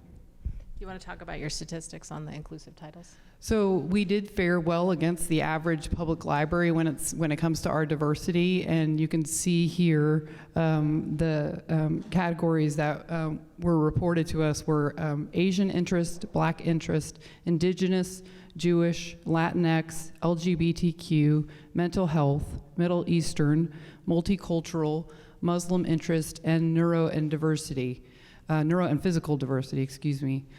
So we were able to see these diverse categories in not only the whole library collection, but how they fared in adult fiction, in children's fiction, in picture books, in the different nonfiction collections that we have, and really see where we could start building further. Thank you so much. And then you can see some of our investments for equity influence investments. I think that, and then this is to show you how many people have been using the different languages through our Snap Engage translation services. Next, I think it's the last. So with that, I'm going to summarize up, and I'm going to give you guys opportunity to ask any questions that you might have on anything, truly. But I do want to say that we are so very grateful for you, for your leadership, and I think you can see that we didn't just take your goals and go check. I mean, there's a lot of things that we talked about today that were never in your goals, so we've took them as a starting point and we're moving forward beyond that. So I hope you see that our entire team has really absorbed this and embraces this as a future that is helping us, and it's really a lens and an intentionality, right? That I think there were a lot of things we were doing before, but it's just a lens and intentionality of looking at it. So I'm so grateful for a team that is as passionate about this as I am. I'm so grateful for you guys for coming and still being interested and wanting to make sure that we're moving ahead. With that, I will let the mayor come up or take any questions. Questions? Yeah. So this is on the recommendation number 10. That was the partnership. I'm sorry. That was the partnership between the police department with LISD regarding the state mandated police interaction video that you guys were supposed to implement through LISD for incoming freshmen. Has that been implemented? And if it hasn't, why not? And if it has, what has been the feedback from the students and the parents? All right, yes, that has been implemented. They are teaching it to the seniors on their senior year. There may be some juniors that receive that training, but it is a requirement that they receive that training before graduation. They're learning it through, and then also to add on, so they have Canvas, and so basically it's the video is prompted you before graduation. You have to have gone through that. So we have talked with them, but ultimately it's outside of our span of control. But LISD that's how they've plugged it into their curriculum. Is it all campuses or just Louisville? It's all campuses. It's all campuses. Okay. Yes, okay. So one of the questions I had is that Tamara was talking about the hidden biases classes. Is the police and fire department included in that? Yes, ma'am. Okay. And then as far as the vendor fair participation, so exactly how many people, or I mean, how did that happen as far as getting that communicated? Oh, sorry. That program is in conjunction with the chamber, so it gets advertised through the chamber membership. I believe we had 20 participants at the last one, and you'll have to forgive me, that was not anything I participated in, but I do know that we use the chamber and their access to different members, and I know that there was 20 at the time that participated. Okay. In that, so going on to that, I will say that, I mean, our business mentorship program, our, vendor, engagement with vendors to try to get them, I think there's room for growth. There's room for growth in all of these items. So I don't want you to think 20, we're like, yay, 20 is enough. It's not enough. So we're moving forward with progress on that, so. Okay, and then in the hiring process that the city's been using, one of the things we were concerned about was communication, as far as getting out to other areas and other places so that people were aware of the opportunity. And how has that been going as far as increasing that pool? I'll let Tam handle that. I'm pretty loud, so I thought the mic was on. One of the things that, and I didn't mention this earlier, but thank you for bringing it up. So what we have done, Claire mentioned, we've been partnering with some of our HBCUs and throughout Texas, really. We also have a partnership with Handshake, which is basically for us to advertise through colleges so that we can get people coming out of school. Another thing that we were just approved in our upcoming budget was to use LinkedIn as one of our, if I'm not mistaken, LinkedIn partnership so that we can get a wider scope of people. One of the things is that, and we actually were just talking about this, I was talking with our recruiter today, is that we don't have a lack of talent in the market right now. And when we're talking about people of color coming out of school and out looking for jobs, we just have to use all efforts that we can to get in front of them as the city. So that's what we are currently working on, and that's what we're doing, and we're hoping that will contribute to our numbers continuing to change. The other thing I wanted to add on, it's me. The other thing I want to add on as a next step is I think our website for recruitment purposes probably needs to, I think we all know it needs to be improved. I think having the faces of our diverse team is impactful to people applying, and I don't think people can see that right now. So I think that's really important. I think having our value, I think our values are on there, but to really express that this is something that we embrace as a community, as an organization, is really impactful. So that's one of our next steps to do, is making sure that this is highlighted on our website for hiring. Okay, I'm sorry you guys gave me this, so I just got all my questions here. Okay, so you mentioned the surveys that you guys had taken as far as your employees, and you mentioned some of the high points.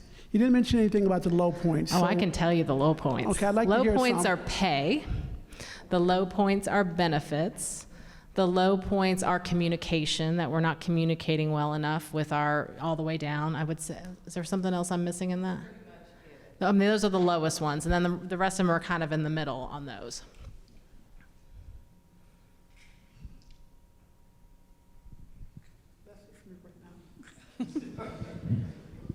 I have a related question about the hiring process. So you said that now you guys kind of, I guess, redact the names off of the applications. So, but within the applications, they're still seeing all their qualifications and such? So yes, they still do see their qualifications on on the applications, yes. And what have been the results of these efforts so far? Have you seen more people of color getting more interviews or getting hired more, or have you has it been enough time for you to get results yet? So actually, we had this in the presentation on the analytics part. I don't know if you want to bring that up or not. So there we are. Have you talked to the new hires to see what it is that made them make their choice? Has it been the interview process, or has it been seeing the people, the diverse panels, or has it been a combination of all of that? So again, having only 1 year under our belt, it's kind of hard to tell. We're doing all these different efforts that we just started, but we have not. We have an opportunity to talk to new employees during new employee orientation. We don't necessarily ask questions that pointed of, but that's something that we can definitely look at. One of the things that was brought to our attention too was our survey tactics. Are we surveying enough of our new employees to see why did they apply, but then also the people who have been here for a long time, why are they staying? So just different things like that we're looking at, trying to add on to our process, but yes. Okay, I'm back. Voter registration, that's a hot button with me, and the guys will see me out there all the time. So I heard that the library is giving out voter registration cards. And is there any way that you can like at least do tick marks or something, just so we can know if it's working? Oh, it's not lit up anymore. I actually wrote that down like as a question mark. Any metrics that we could develop regarding that would be helpful. You know, obviously we won't know how many of them were turned in, but perhaps we could just count how many we've given out. So. Speaking of the library, you know, libraries have kind of been in the hot seat for a while lately. Has the Louisville Library been affected by any of the initiatives to get books removed? I mean, I saw that we have great I get garbage emails on that. No. No. Our library is a safe space, and I absolutely trust our librarians. We will not politicize our library. I love that. Yeah. Okay. So I would just add that sometimes we get informal comments about materials in the library, but we have not had a rash of challenges against materials or really any formal written challenges recently. So. Okay. Good. Any other questions?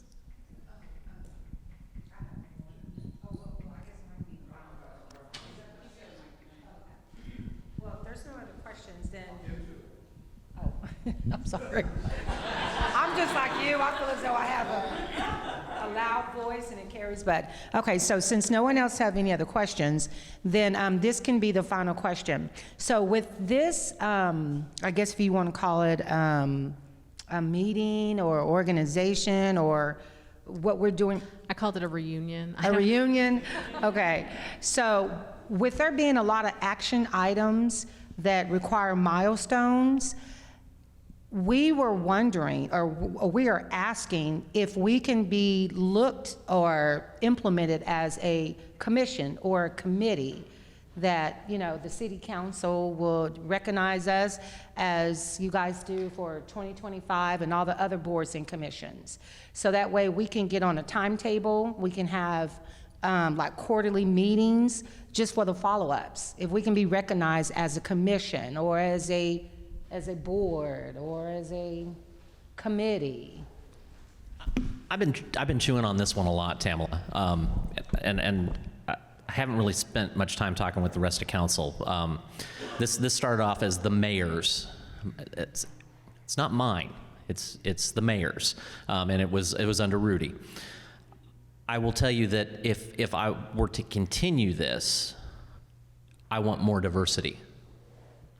I would want LGBTQ in here. I would want Chin in here. I would want our Hispanic community in here.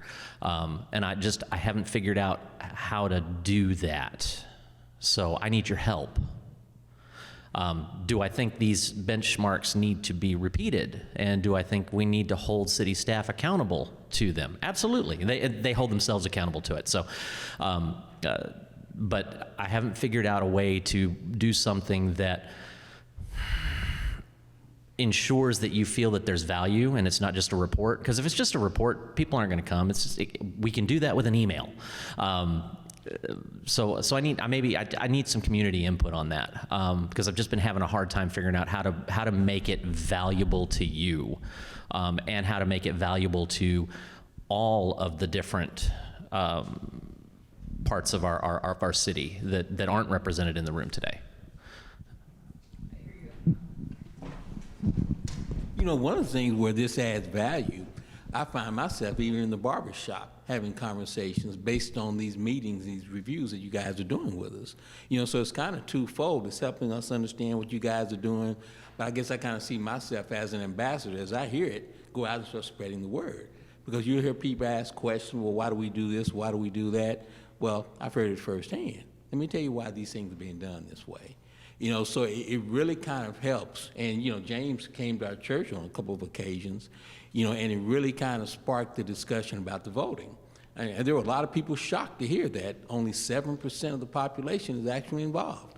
You know, so it's information like that as you can share it, you know, even if we don't become, you know, an entity, at least have some scheduled reviews so that we can hear, yeah, you could read it online or what have you, but this is, you know, significantly more impactful to hear you guys present what's going on, and you look at the diversity of the group over here.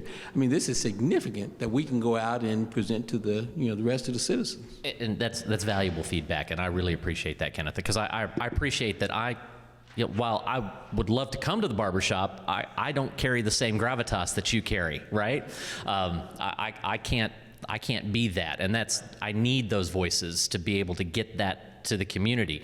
I grew up on the Arizona border, and a lot of my friends and family had family that was undocumented, and so you don't talk to government, because if you have undocumented family members, you put them at risk.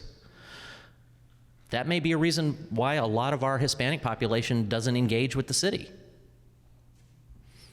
But I need those voices. I can't go out there. Chief can't go out there. We need that intermediary. So I'm trying to figure out how to expand this because of just what you're saying. So I appreciate that feedback. And all of your council, we want to go to your churches. We want to go to your barbershops. We want to share the ideas, but we also want you to bring us. Because if we just show up, I get it. It's just another guy. Well, you know what, just to piggyback off, or just to ask a quick question. I know Mayor Durham is not here to answer this, but when you said that you want it to be more inclusive and bring in other entities, I would just like to know, at the initiation of this, why was it just Black only? And then why now should it become more inclusive? Because I don't think that the other entities that you mentioned have the same issues that we face. And I think over the years, spanning back to civil rights, that's the reason why we are not where we should be as a country, because we're always lumped into everybody else's. Everyone else jumps on our coattail, and it diminishes what is happening with us as a nation of people, well, as a race of people, if you want to get back to it being racial. You know, so that's my thing is, you know, we're never going to see progress if we're always having to share the stage with someone else. Because I don't see the LGBTQ having the same issues that I do as a Black woman.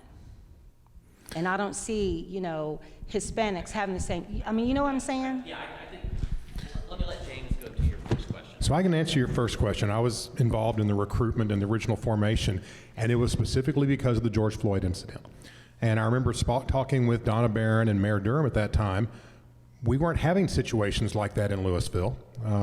We didn't have a history of those types of situations, but you couldn't see that and see the reaction to it and not be affected by it.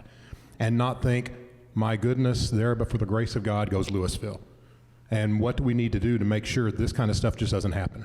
That we make sure that our staff and our police officers know they know that that's not acceptable, that our residents know that's not acceptable. And some of the stories that y'all told during the first couple of weeks were just shocking, and I still think about them. The one you told, jogging down the street in your own neighborhood, that shouldn't happen in 2022, but it's happening. Of course, then it was 2020, but still. But then we look at, just in the news recently, there's been a tremendous uptick in violence against Asian Americans. Being accused of being involved with I'll just share today. There was a story today on social media about a Korean company purchasing Music City Mall, and multiple people posted anti-China, anti-Korea comments in that, and other people supported them. That can't be allowed. That's not what Louisville is. And so what we see is there are some similarities that different groups are experiencing similar problems. It's not exact, and their problems don't take away from yours don't take away from them, but if we can try to solve that and soothe and bring people together, it'll help everybody.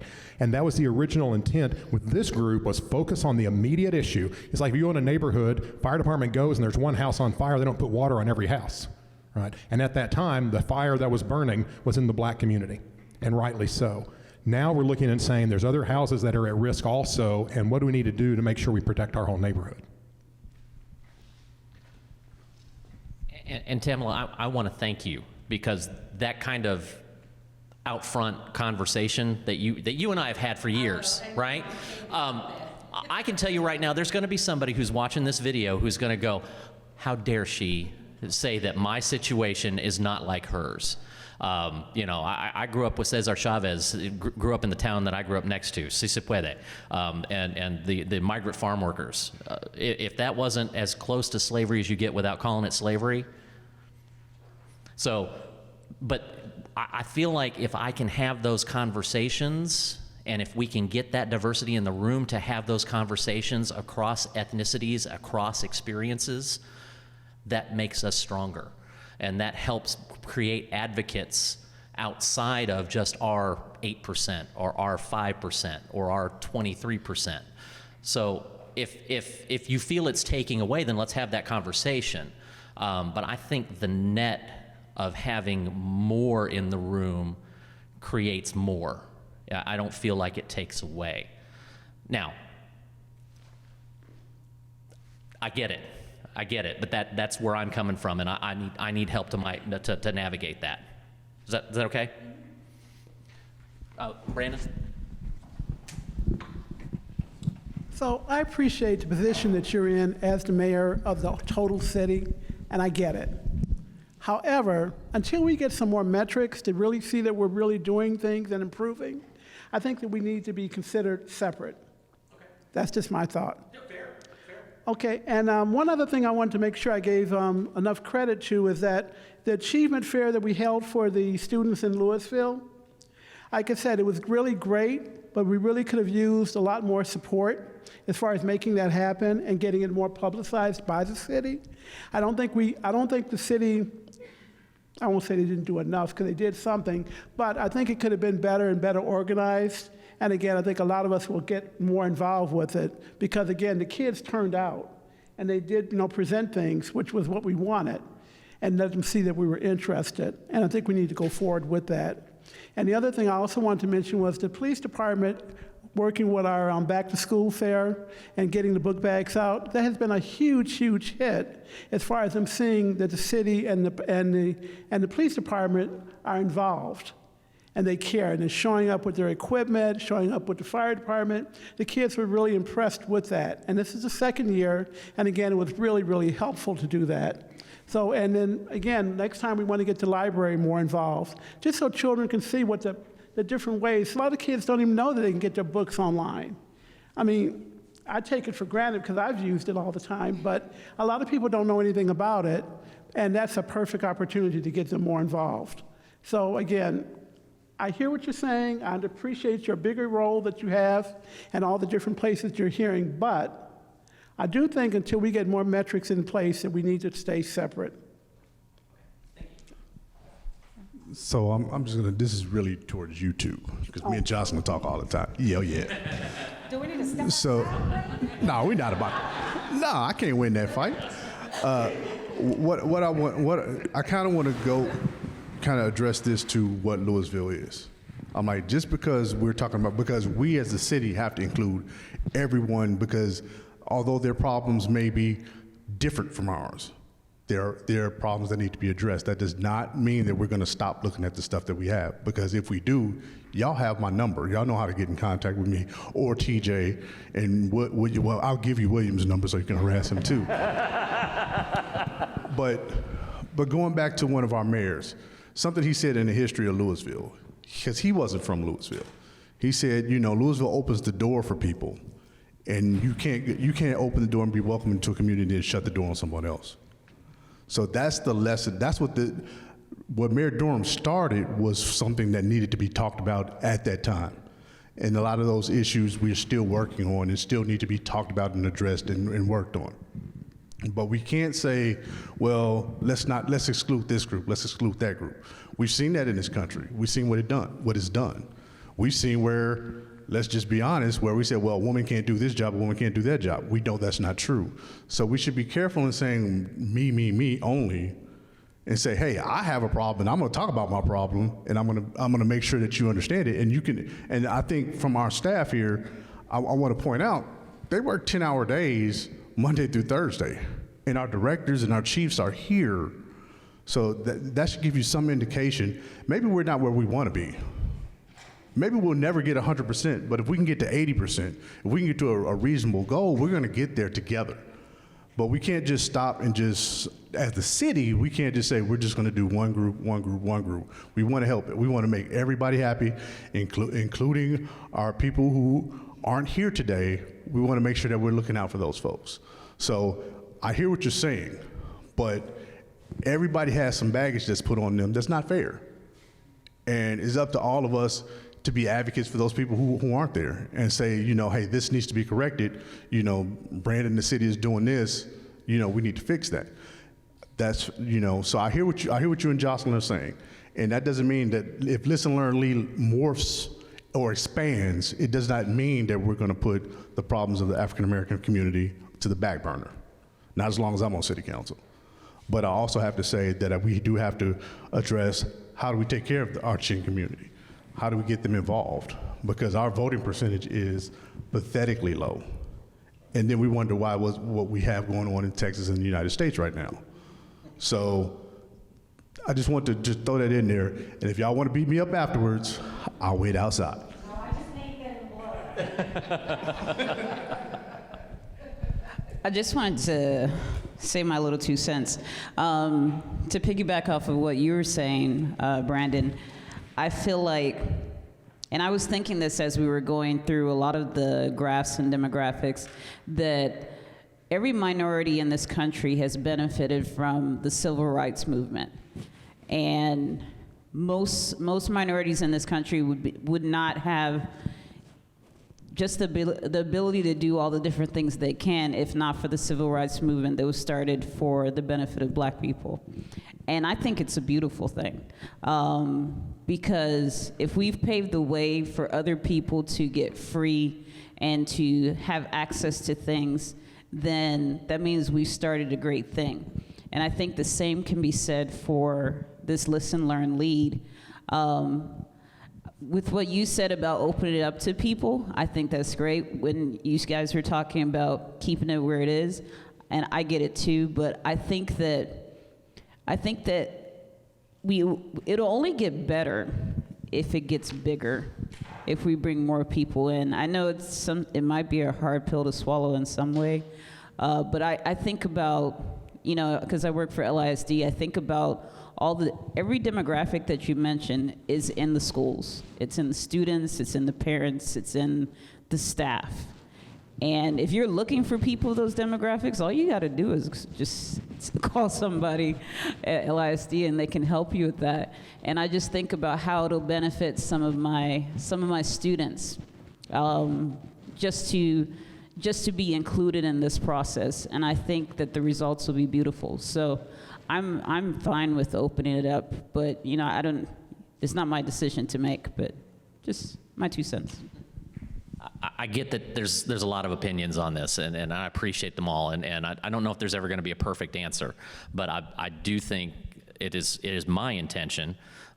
You heard from my council here, their intention. You've heard from city staff, their intention is to keep this moving forward, that we don't feel that this is a stopping point. What that looks like, whether it's an annual touch point, whether it's semi-annual, Claire and I will talk. We'll gather this information. We'll get back to y'all. It's not like y'all don't know where to meet me. And you know what? If there's a need to go, you know what? We need to do a one-on-one. Y'all, I've met y'all at libraries. I've met you at churches. I've met you at Chick-fil-A. I'll keep doing it. So it's accountability. It's communication. If we can't continue to have this, then why are we living in a city? We are all here investing in a community. There's a reason my kids went to LHS. We got choice, right? I've got school choice. As long as I can get my kids to a school, I can take them to any school I want. I let them go to LHS. There's a reason. And I appreciate you all, and I appreciate all of your investment. And you wouldn't be here if you didn't care about this city and what it does for your kids and your family and for you. And I appreciate that. And we need more of it, because I feel like we're just splintering and turning into these little silos, and I got mine and nobody's got theirs. So I'm hopeful that this is a symbol of what we can do. So with that, if there's no more questions, I'll go ahead and we'll close this out. And I want to thank you. My apologies for running a little long, but this is important.